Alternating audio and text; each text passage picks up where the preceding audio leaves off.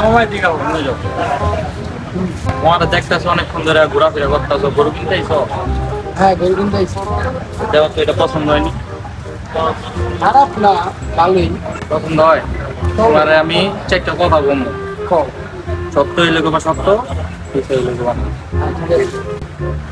তুমি প্রতিবারে আও হাটে ঘোরাফেরা করো করার পরে তুমি গরু কিনতে পারো না না কিনা চলে যাও এবার আইছো মামার কাছে আইছো মামায় তোমার একটা বেস্ট একটা গরু দিব নিতে পারবা হ্যাঁ নিতে পারবো।